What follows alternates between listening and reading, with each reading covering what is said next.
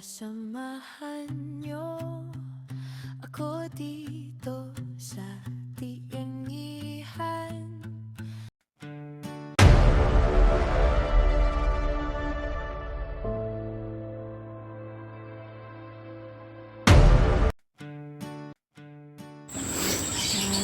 Ayan, magandang umaga po mga kapatid. Kumusta po kayo? Welcome po sa Kuya Joms TV. Ngayon mga kapatid, ako po humingi ng pasensya. Hindi po tayo nakapag-update sa Bukawi, Santa Maria at sa Grotto Pet Market. At medyo busy po tayo mga kapatid. At ngayon po, ito kukondisyon po tayo ng mga ibon natin. Yan, mga bagong pamaris po. Isang Lutino Opaline na hen at yellow face na split opa po mga kapatid. Ayan.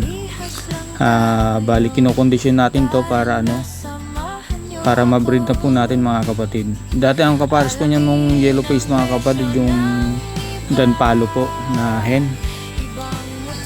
At bala ko naman na mag-breed po ngayon ng split YF, split Ino. Pwedeng Opaline, pwedeng hindi. Ibig sabihin mga kapatid, pwedeng maglabas ng green Opaline, split YF, split Ino, pwedeng cock, pwedeng hen po, pwedeng non-opa, cock or hen po mga kapatid. At ayan, pagkatapos po nito mga kapatid, susunod na po natin yung green Opaline na split YF, split dan palo, anak po ng yellow face na cock po mga kapatid. Ayan, bali ibibilad na po natin to mga kapatid. Ayan, papakita ko na po sa inyo mga kapatid. At ito na po yung anak po nung yellow face na pinares natin dun sa Lutino Opaline po. Ayan mga kapatid. Ayan, bali ito yun na po yung dalawa. At sana ay maging maayos po yung pag-breed po natin dito at makapag-project po tayo ng mga split YF, split Ino po. Ayan. Bali lalagay na po natin sa kanilang cage kasi ito po mga kapatid ay na po natin na bali napurga na po natin, kumbaga pinaliguan natin uli para maging tuloy-tuloy na po yung kanilang pag-prepare po. Ayan. At sana po ay maging success po yung ating pag-breed dito. Ayan po mga kapatid. Ayan. At yan, lalagay na po natin. At ayan na po mga kapatid, bali nalagay na natin sa kanilang cage po mga kapatid. Ayan. Sunod na po natin yung anak ng yellow face. Ito mga kapatid, bali huhulihin na natin at papaliguan na po para may kondisyon na rin po yung mga kapatid. Ayan mga kapatid. Kitang kita pa lang sa malayo po yung hen at yung cock po mga kapatid. Ayan. Paliguan na natin mga kapatid, hulihin lang natin. At ayun na nga, pinapaliguan na natin para maging maayos yung kanilang pagkondisyon. Pagkatapos nito mga kapatid, bibilad natin sa araw at ipupurga po natin. Bali ang oras po mga kapatid yan alas 9 po ng umaga po. Ayan po. Going 7 months na yung hen, yung cock 5 months po mga kapatid. Ayan, bali tuyo na sila. Kaya napakaganda mga kapatid. Ang ID nga pala ng dalawa na ito, green Opaline split YF split dan palo po mga kapatid yan. Kitang kita na po yung cock sa kahin po. Ayan mga kapatid. Sana pala rin tayo. Makapalabas tayo ng par blue yellow face dan palo mga kapatid. O kaya green dan palo yellow face mga kapatid. Ayan. Kaya sulit dito sa mga paresa na to mga kapatid. Ayan, dito natin ilalagay. Ayan. Pero wala pang cage sa mga kapatid.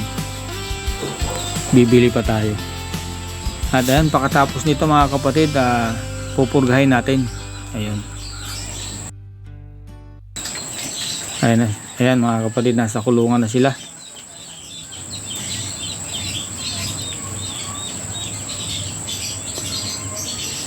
Ayan, napaka nung mga ibon natin, masigla. At pagkatapos nito mga kapatid, mag-update tayo sa mga magkakanling po tayo kung anong nangyari mga kapatid, kasi hindi na natin alam kung kailan sila nangitlog. Itingnan natin. Tara, samahan niyo ako mga kapatid.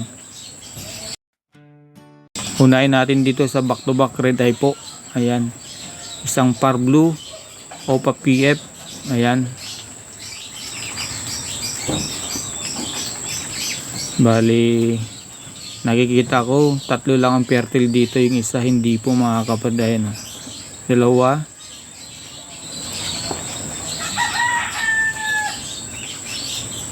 ayan, tingnan natin ulit mga kapatid para sigurado tayo. Isa, dalawa, tatlo. Ito medyo wala pa ito mga kapatid. Ayan,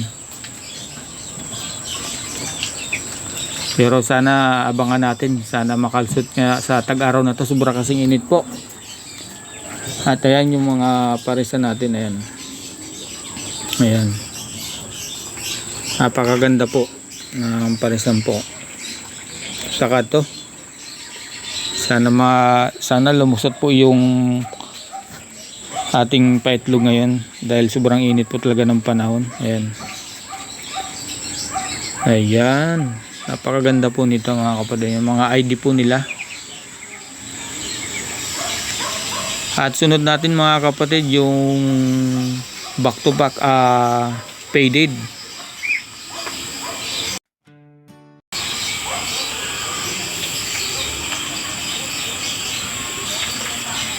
Ito, ayan, blue Opa faded, sure split PF po mga kapatid. Ayan, tingnan natin yung itlog nito kung ilan, at hindi natin alam kung kailan ang itlog to mga kapatid. Ayan, bali ilan ba ang fertile? Isa, dalawa, ito wala, tatlo, apat, lima. Bali hintayin po natin dito kung sakaling mapisa po lahat to, bali 5 kung luubin.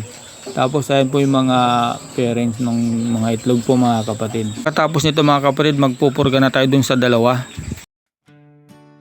Ayan mga kapatid, ang ginagamit ko po, bali Latigo 1000 po. Yan po ang ginagamit ko pagka ako po ay nagdidiwon po sa aking mga alaga po mga kapatid. Latigo 1000 po.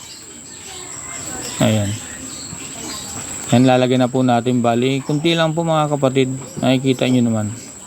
Ayan po, ayan, kasi kung dadamayan natin baka hindi naman makainom yung mga alaga natin at baka masubrahan pa, magkasakit sila sa kanilang pang ito, atay. Ayan po, bali lalagay na po natin dun sa dalawa. Ayan, ayun yung kak. Ayan, ahon na po yan mga kapatid, bali 9 to 3 PM ng hapon natin yan na walang painom. Ngayon lang natin na painom ng tubig, alas 3. Ayan, ahon na po yung hen. Ayan o. At ayan mga kapatid, bago tayo magtapos, baka pwede makahingi po ng like, share at subscribe po. Maraming salamat po sa pagsama niyo sa akin sa vlog na ito. Ayan, maraming salamat po. Bawi po tayo sa next Friday po mga kapatid. Ayan, salamat po. Ayaw pa lumapit yung kak, masyado kasing maila po mga kapatid. Ayan, maraming salamat po mga kapatid sa inyong suporta. Ayan, God bless po. Hanggang dito na lang po mga kapatid.